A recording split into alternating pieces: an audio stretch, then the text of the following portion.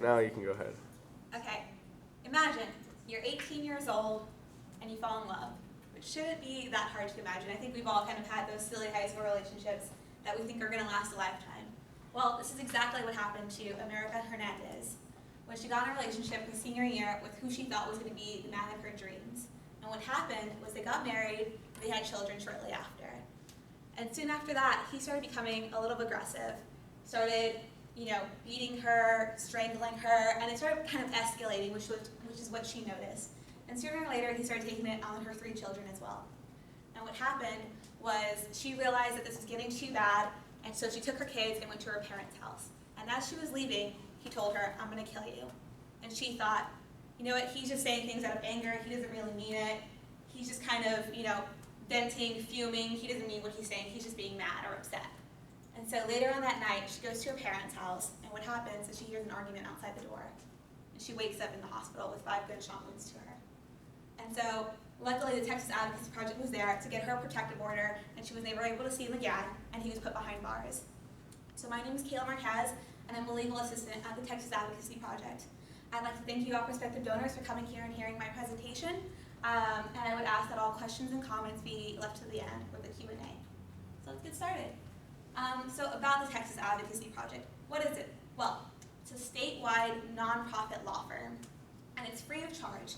We provide divorce papers, protective orders. If you are dealing with any sort of trauma or anything like that, we provide you the legal assistance that you may need or financial assistance that you may need to get back on your feet and help your family out. As well as, who do we serve? We serve anyone that's been a victim of domestic violence, stalking, and sexual assault in general. So, what differentiates us from the rest? You may have heard of Safe Place, which is a very prominent organization here in Austin, Texas. And the difference is that Texas Advocacy Project, which stands for TAP, is statewide. You could be in McAllen, you could be in Dallas, you could be in Houston, and we will find a way to get to you and get to the help that you may need. Versus Safe Place, which is very local, and I think they even serve maybe surrounding areas of Austin, but they don't go outside that much. And then so the Texas Advocacy Project does aftermath prevention and education. So aftermath in the sense that if you need counseling, if you need support groups, they will find the outlet for you. And prevention and that legal assistance has a direct link in the national decline of domestic violence. So if you get a protective order, you're automatically 80% less likely, according to a Cambridge study, of getting assaulted again by the assailant. And then education. So not only do we provide these legal services and support groups and things like that, but we do education. So we go out to judges, sheriffs, police officers, high school coaches, high school classrooms, middle school classrooms, and we educate those on what teen dating violence looks like, on what domestic violence looks like. If you see your parents arguing, to distinguish what that kind of violence, or if you should report that, or who to report it to, and what to do in those scenarios.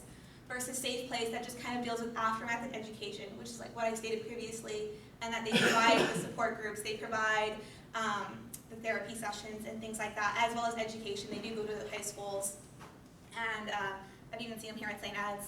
So, but Texas Advocacy Project really does do on the prevention. On that 80%, you become 80% less likely once you get that protective order, which is a big thing. And so the product of our donations. So at the end of 2014, we got 3 large grants, and you can see the direct impact in those grants here. So in 2014 to 2015, we were able to increase by over 1,000 legal services and cases, as well as provide a couple hundred more in training resources, like going to those, sheriffs down in, Bexar County or in Webb County from Laredo, where I'm from, or and consequently serving 3,000 more Texans ultimately. And so right here, you really do see where your donations go to and the direct link in improving and helping more people.